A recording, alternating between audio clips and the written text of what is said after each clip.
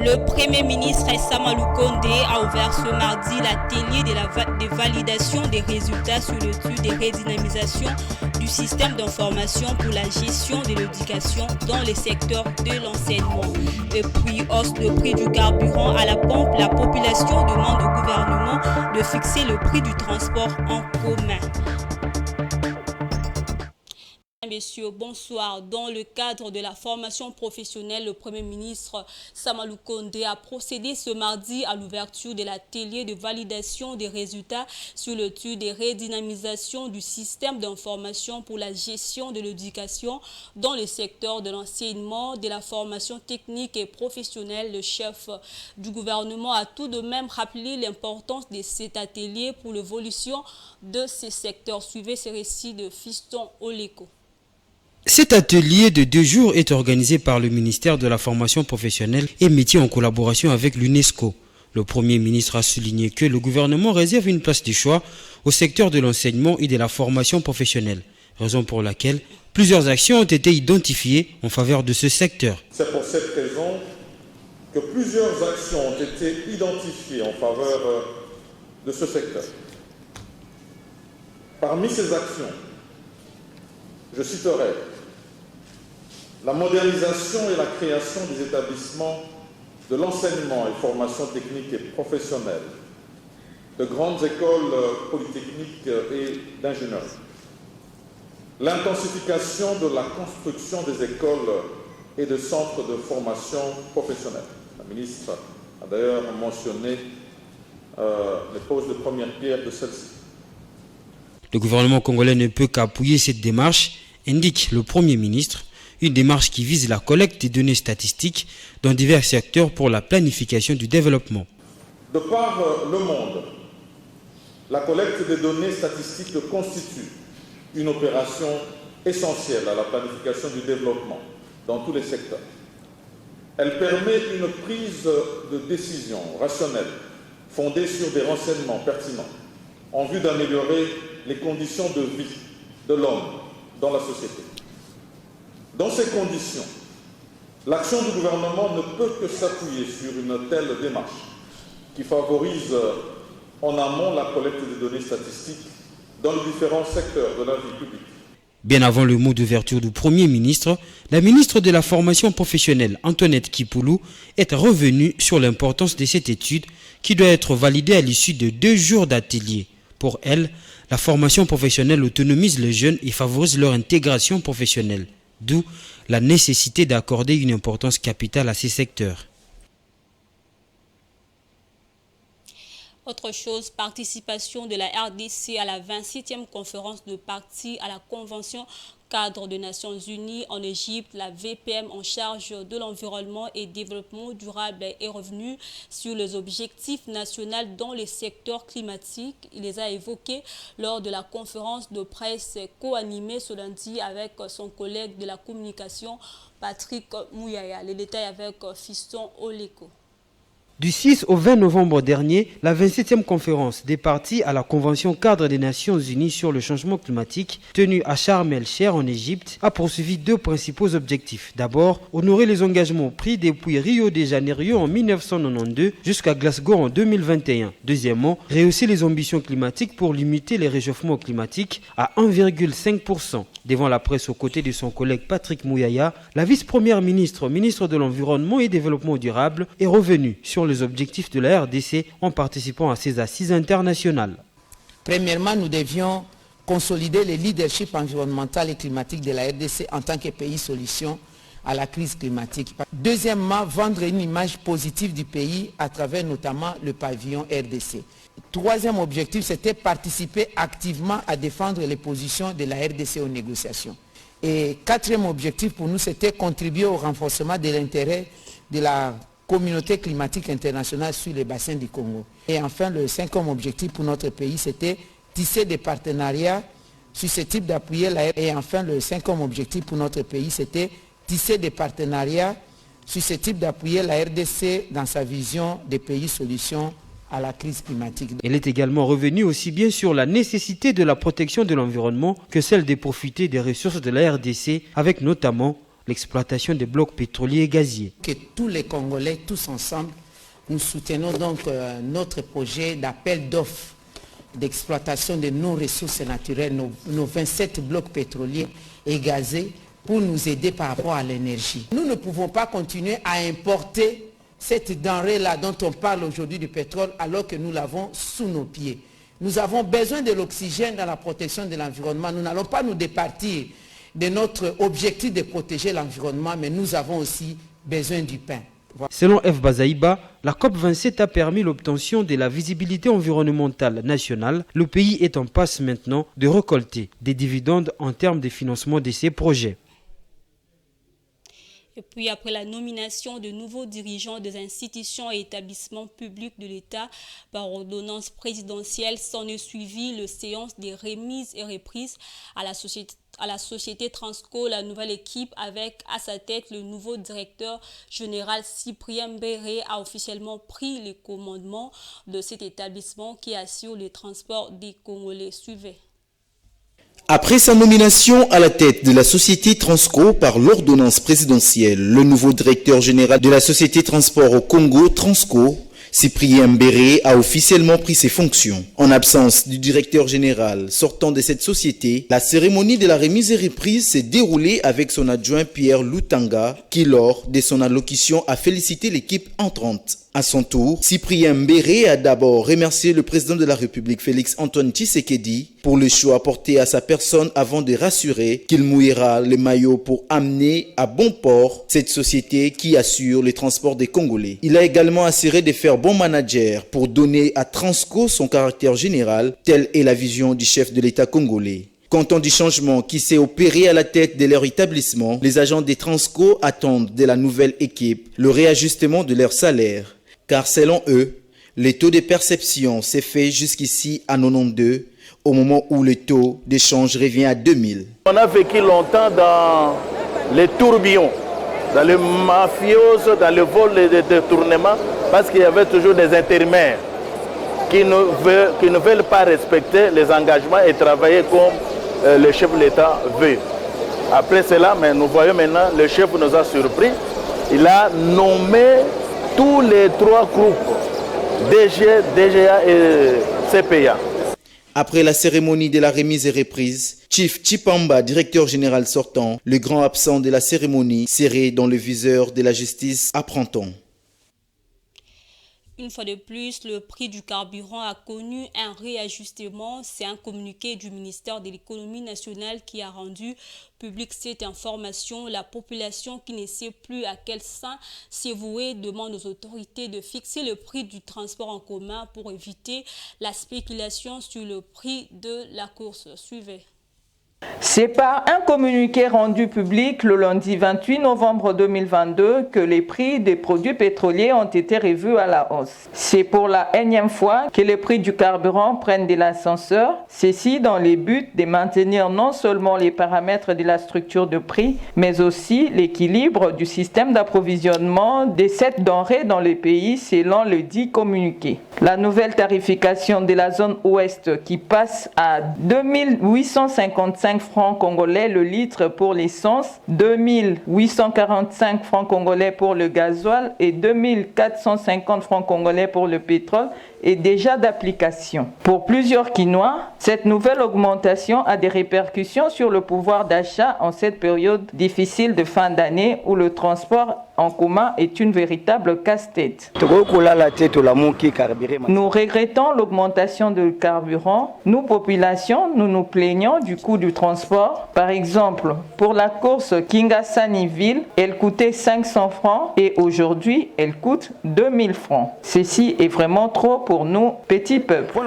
Quand même, transport, on a population.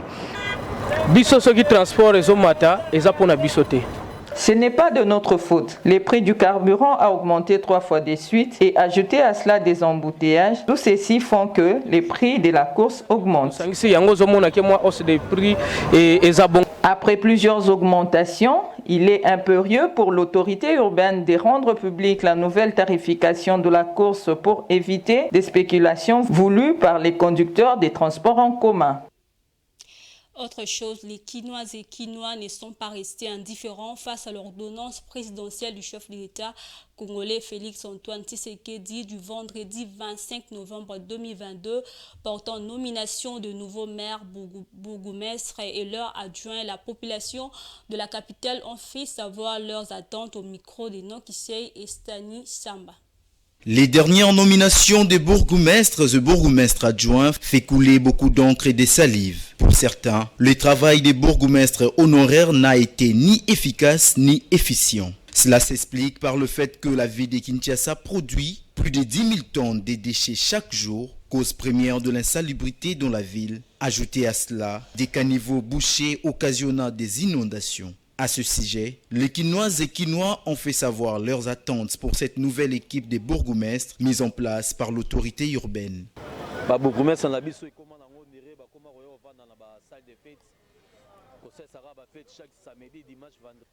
de quartiers naza nango na commune na ngai, combien d'avenues naza nango na commune na ngai, ba problème nini eza na commune na ngai.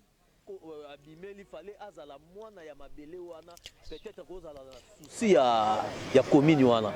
Parmi les moyens de défense, ces bourgmestres honoraires parlaient des manques de moyens, chose que nie l'hôtel de ville de Kinshasa, du fait que chaque commune enregistre de recettes et reçoit un coup de pouce de l'exécutif provincial. 3 cycles électoraux sont passés depuis 2006. Les élections des bourgmestres n'ont jamais eu lieu. De même, des conseillers communaux censés élire ces derniers ne sont pas pris en compte. Pour certains, ces nouveaux bourgmestres n'ont qu'un an devant eux pour prouver de quoi ils sont capables avant les élections de 2023. En réalité, les bourgmestres au Kabila Tikaki va aider le président de la République.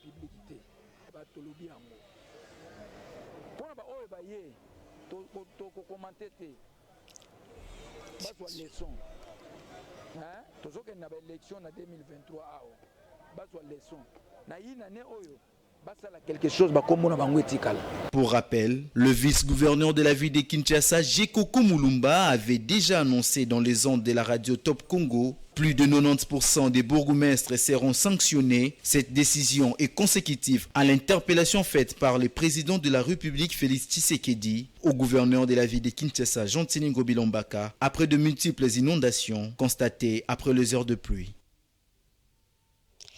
Direction Haut-Katanga, dans le but de lutter contre la dépendance alimentaire, le gouvernement provincial du Haut-Katanga subventionne les agriculteurs en intrants pour encourager la production agricole locale. Ainsi, le vice-gouverneur Jean-Claude Kanfoua a été à Kasumbalesa et à Sakania pour la remise des intrants aux agriculteurs privés de ces secteurs territoires. Suivez les détails dans ces reportages.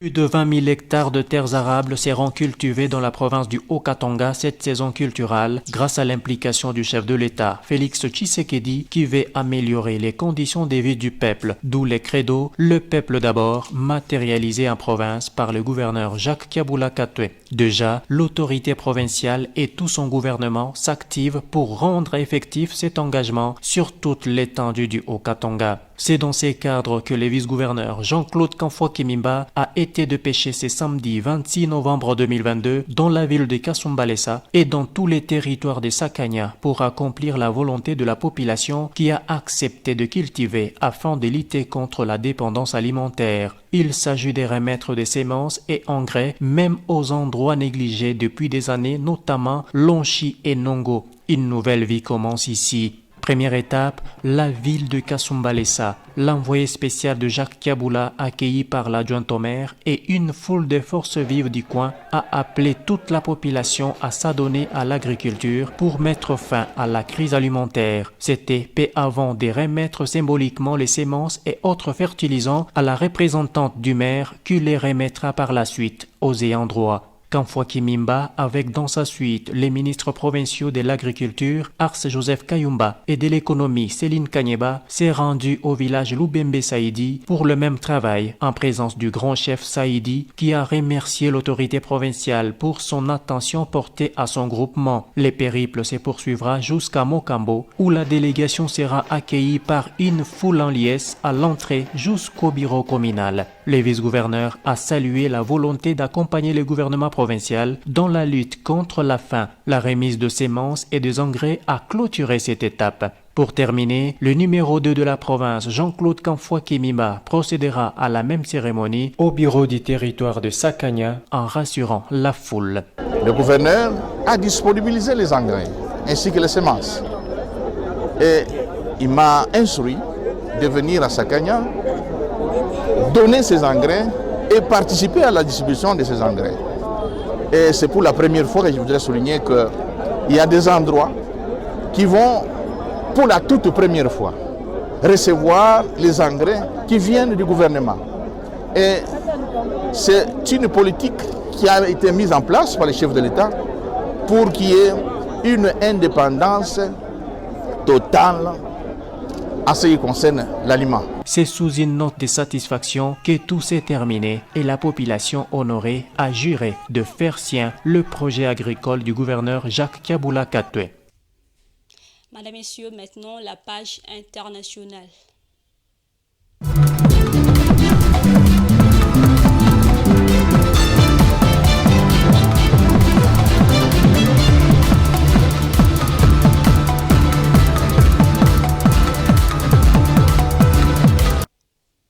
Pour stimuler sa croissance économique, les Soudans du Sud envisagent profiter des avantages du marché commun qu'offre la zone de libre-échange continentale africaine. Pays en crise depuis plus d'une décennie, les Soudans du Sud jouit d'un potentiel dont la transformation devrait permettre de réduire la dépendance aux exportations. Edouard Funda. Le Soudan du Sud veut profiter de l'entrée en vigueur de la zone de libre-échange continentale africaine pour stimuler son économie. Malgré un riche potentiel, le pays demeure l'un des plus pauvres du continent en étant classé 191e sur 191 sur l'indice de développement humain 2022 du Programme des Nations Unies pour le développement. Le pays veut ratifier au plus vite l'accord sur la zone de libre-échange continentale africaine qui lui permettra d'améliorer ses échanges commerciaux. Outre la ratification de l'accord de la zone de libre-échange continentale africaine, selon le ministère sud-soudanais, le développement des voies de communication est un facteur important qui devrait permettre d'augmenter les échanges avec les pays frontaliers, notamment le Soudan, l'Éthiopie, le Kenya, la République centrafricaine, la République démocratique du Congo et l'Ouganda. La balance commerciale sud-soudanaise est déficitaire du fait de son extrême dépendance aux importations. En 2021, les importations ont atteint 9,24 milliards de dollars, en baisse de 6% par rapport à 2020. Selon les perspectives de la Banque africaine de développement, le Soudan du Sud devrait connaître une croissance de 6,5% en 2023 contre 5,3% en 2022 grâce à la hausse des recettes d'exportation de pétrole, de même qu'un excédent budgétaire de 9,5%. La zone de libre-échange continentale africaine, entrée en vigueur en janvier 2021, vise à créer un marché unique réunissant les 55 économies africaines. À ce jour, 44 pays africains ont déjà ratifié l'accord établissant ce marché unique. Et puis au Sénégal, le train express régional a transporté jour près de 60 000 personnes depuis décembre 2021. Il a également généré des recettes tirées de ses activités, se chiffrant à près d'1 milliard de francs CFA selon le ministère des Infrastructures, des Transports terrestres et du Désenclavement. Edouard Funda. Ayant débuté ses rotations le 27 décembre 2021 au Sénégal, le train express régional TER a généré des recettes collectées et déposées dans un compte sécurité s'élevant à 9,6 milliards de francs CFA par mois à fin octobre 2022. S'agissant du nombre de passagers ayant été transportés par jour par le TER, il s'élève à environ 60 000 notons auprès du ministère sénégalais des infrastructures, des transports terrestres et du désenclavement. Le financement du TER n'a pas manqué d'impacter le niveau d'endettement du Sénégal qui s'élève à 73,2% du PIB en 2021. Sa première phase s'élève à 780 milliards de francs CFA, dont 114 milliards de francs CFA pour les indemnisations des populations impactées. Quant aux autorités de la ligne de chemin de fer, elles indiquent que les prix appliqués sont sociaux et ne permettent pas de couvrir les charges d'exploitation. La ligne sera prolongée de 19 km sur les tronçons entre Damniado et Dias, où se trouve l'aéroport international Blaise Diagne de Dakar. Les travaux devront coûter 204 milliards de francs CFA. Ce journal est terminé. Place au rappel de titres. Le Premier ministre Samalou Kondé a ouvert ce mardi l'atelier de validation des résultats sous le titre des redynamisations du système d'information pour la gestion de l'éducation dans le secteur de l'enseignement. Et puis, hausse de prix du carburant à la pompe, la population demande au gouvernement de fixer les prix du transport en commun. Voilà, c'est tout pour ce journal. Merci à vous de l'avoir suivi. Au revoir.